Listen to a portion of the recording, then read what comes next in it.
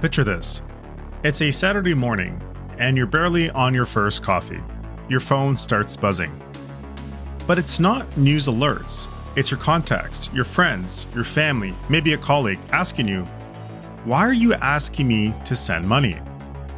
What do you need a wire transfer for?" You didn't send anything. You look at your WhatsApp, no unusual chats. You check linked devices, clean, no warning, no notification, no new device registered. And yet, someone is inside your account right now, sending messages from your number, accessing your recent conversations, and there is absolutely no trace of how they got in. That is what is happening to iPhone users running iOS 16. And today, we are going to talk about exactly how it works, why there is currently no way to stop it on an unpatched device, and what you actually can do to reduce your exposure.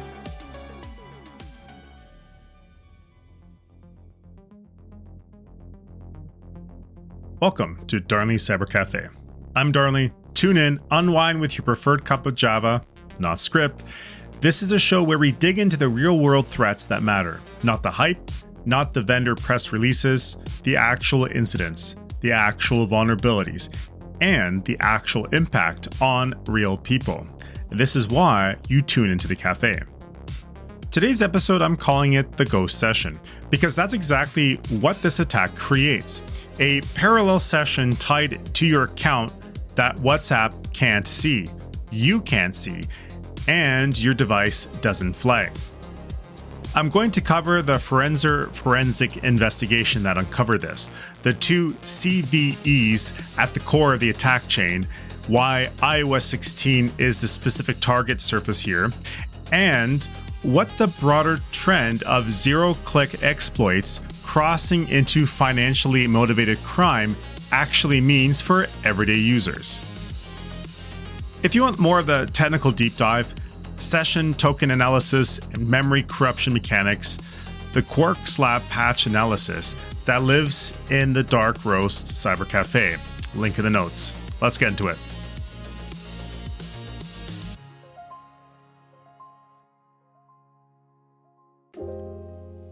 So the story starts in Italy. A digital forensics firm called Forenser, based in Turin, started receiving a cluster of cases over the same weekend in late May of 2026. Multiple iPhone users, none of them connected to each other, all reporting the same thing. Their WhatsApp was sending messages to their contacts asking for money transfers, and not one of them had touched a thing. Now, Forenser does real forensic work, it's kind of in the name. 6 diagnose extractions, unified log analysis. They pulled the devices apart at the OS level, and what they found confirmed their initial suspicion. This was not a social engineering attack. It was not a QR code scam. It was not a SIM swap. This was a zero-click exploit. Now, zero-click means exactly what it sounds like. No link to tap, no attachment to open, no interaction required from you, the target, at any point. The attack lands, executes, and establishes persistence while you sit there completely unaware. The victim profile is specific. iPhone 8 through iPhone 14, through every variation, X, XR, XS, SE, 2nd Gen, 11, 12, and 13. All running iOS 16 in any release below 16.7.12. That is the attack surface here. And what these devices share is not a hardware flaw. It is an unpatched software stack.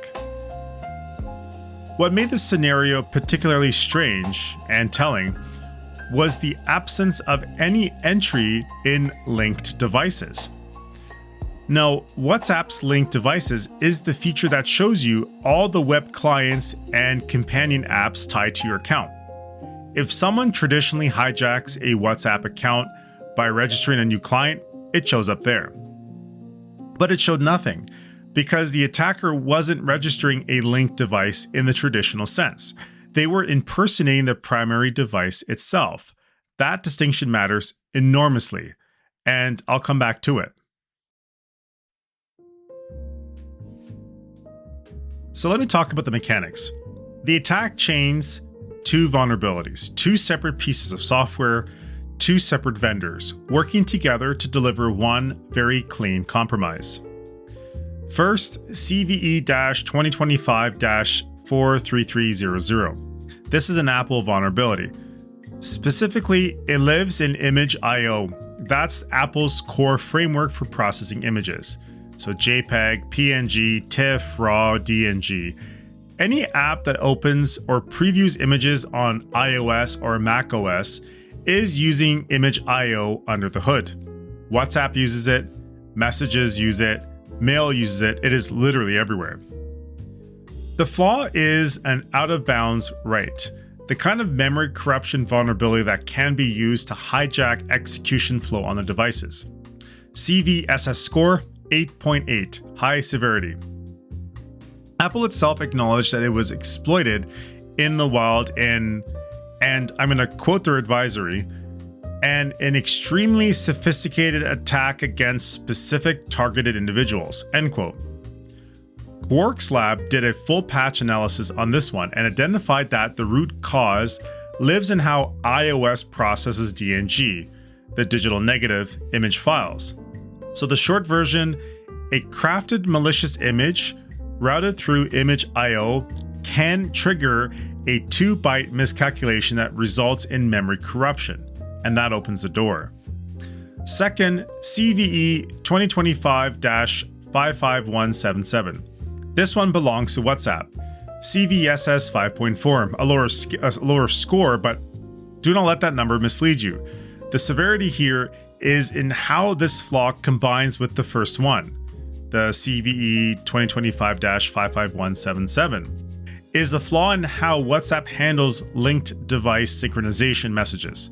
Specifically, WhatsApp was not properly validating whether a sync message actually originated from a legitimate linked device. An attacker could craft a sync message, route it in, and trigger an arbitrary URL processing, which creates the pathway to abuse Image I/O. So chain them together, and here's what you get. A malicious image payload that is delivered to the target device. Image I/O processes it, memory is corrupted, session cryptographic material, the tokens and keys WhatsApp uses to authenticate your session, is extracted from device memory. The attacker then uses that material to initialize a rogue WhatsApp client, off-device bound to your account. And here's the part that is elegant from the attacker's perspective, because the rogue client is initialized using your legitimate session keys rather than being registered as a new linked device.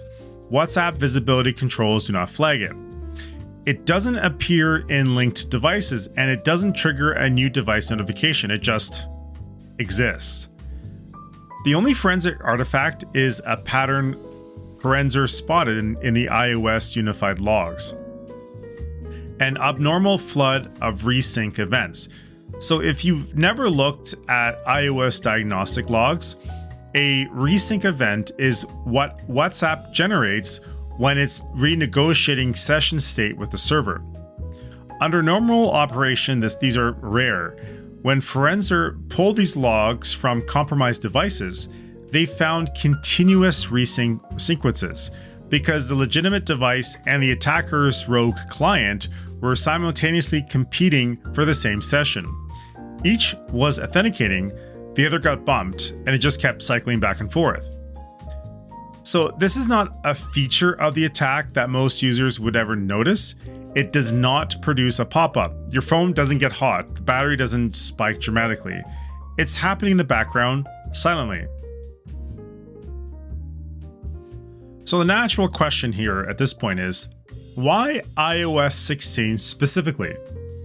The answer is a combination of patch status and device reality. CVE 2025 43300 was patched by Apple in August of 2025 as part of iOS 18.6.2. Apple also backported the fix to iOS 16.7.12, which is significant because Apple only backports to older major releases when the threat is serious enough to warrant it. The iOS 16 line is end of mainstream support, but Apple pushed the patch anyway. That is the good news. The bad news is that the backport patches are passive. They sit there available for download. They do not force themselves onto devices. And the device population still running iOS 16 is not small. Think about who is on iOS 16. iPhone 8, 8 Plus, iPhone X, SE second generation. These are devices that cannot run iOS 17 or 18 because Apple stopped supporting them at the hardware level. The users who own these phones have two options: stay on iOS 16 or buy new hardware. And not everyone does that immediately, or some of them just never will. Those users are sitting on a permanently reduced security posture unless they get into iOS 16.7.12. But it goes further. Even on devices that can run iOS 17 or 18, there is always a population of users who have not updated. Prompts get dismissed, updates get deferred, people assume it can wait. And for this specific vulnerability, it cannot. The other factor here is that this vulnerability chain is now publicly documented. Once Forenser published their findings, once Quark's lab published their patch analysis, the detailed mechanics of how this works are out in the open. That lowers the barrier for less sophisticated actors to exploit it. What started as a highly targeted campaign, WhatsApp confirmed that fewer than 200 individuals were initially targeted, has now become a much wider threat because the how-to is out there in plain English. Okay, so I'm going to zoom out for the bigger picture. For most of the history of zero-click exploits, this class of attack was the domain of nation-state actors. Pegasus, Predator, Kismet. These were tools built by commercial surveillance vendors and sold to governments for targeted surveillance of journalists, activists, and dissidents. The technical sophistication required and the price tag for that exploit chain kept this capability out of the hands of everyday financially motivated criminals. But that dynamic is shifting. Google's threat intelligence group tracked 90 zero-day vulnerabilities actively exploited in 2025, a 15% increase over the prior year. Nine of those were attributed to confirmed or likely financially motivated threat groups. That is nearly double the 5 attributed to financial actors in 2024. And Forenser investigation is a live demonstration of that trend in action. An attack architecture that once required significant technical resources and operational intelligence is now being used by actors who are primarily motivated by wire fraud. The title Cyber Threat Report put it bluntly. Zero-day exploits have been commoditized. The window between vulnerability disclosure and active exploitation has compressed from weeks to days, in some cases hours. The image-based delivery vector in this attack is worth understanding in that context. Image I/O is not a niche component. It's a fundamental system library. It processes images across virtually every app on iOS. That means a flaw in image I/O is not a WhatsApp vulnerability in isolation. It is a platform vulnerability that WhatsApp happens to be in the delivery mechanism for this particular chain. The same kind of flaw has been used in prior Pegasus-era exploits. The difference now is that financially motivated actors are learning to exploit the same categories of vulnerability. The architectural lesson, and it is one this show has returned to more than once, is that any single application or platform can be the link that breaks the chain.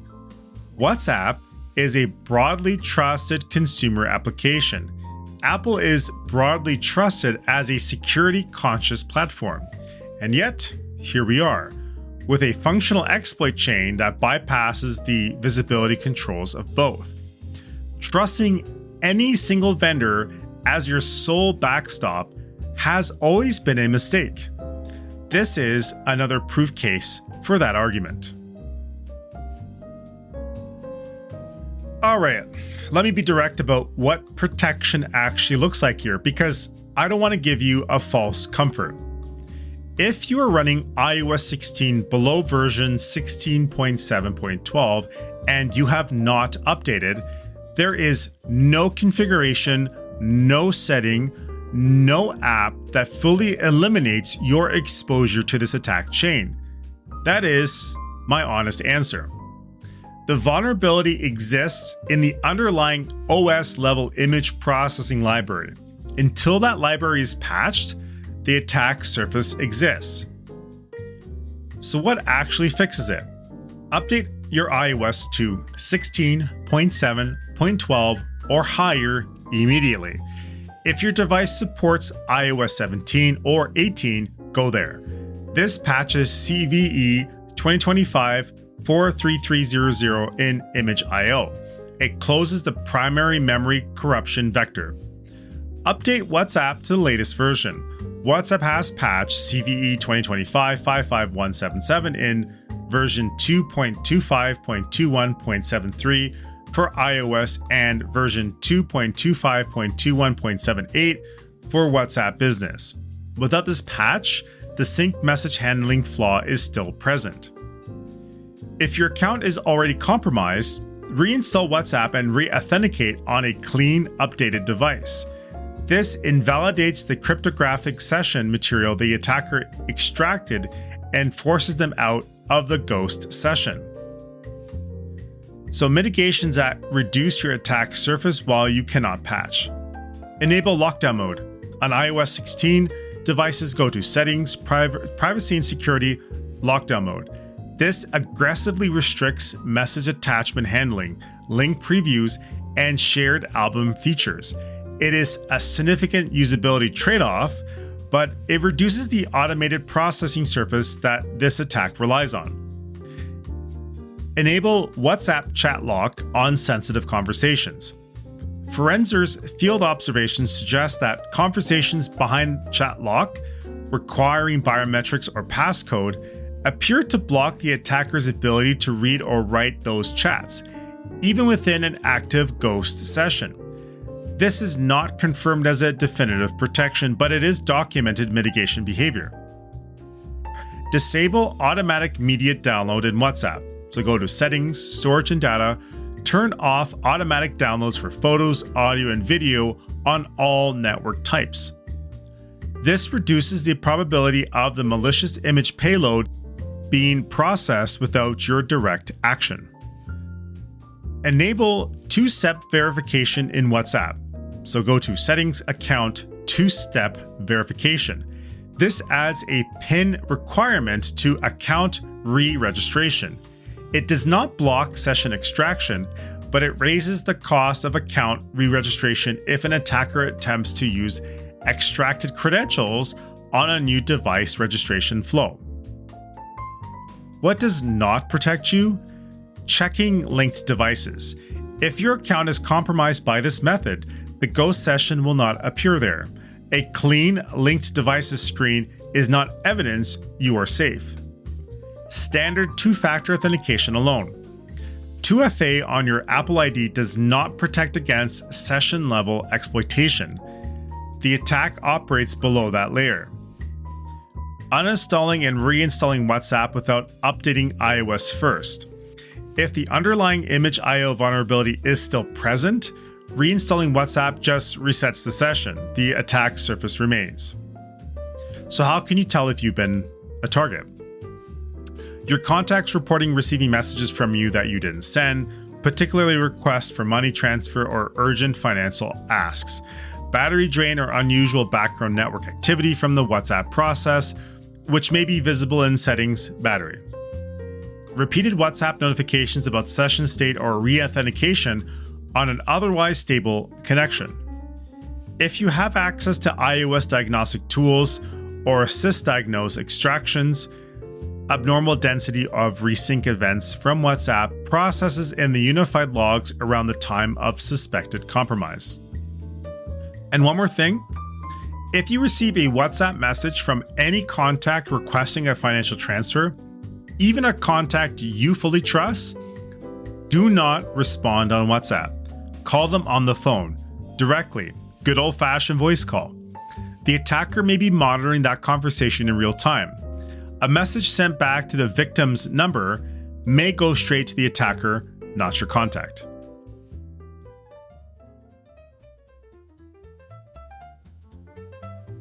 Before I let you go, 5 things I want you to walk away with. 1. This attack is real, it is active, and requires zero interaction from you. The days of don't click on no links being sufficient advice are behind us. Number 2, the patch is available. iOS 16.7.12 fixes the primary vulnerability.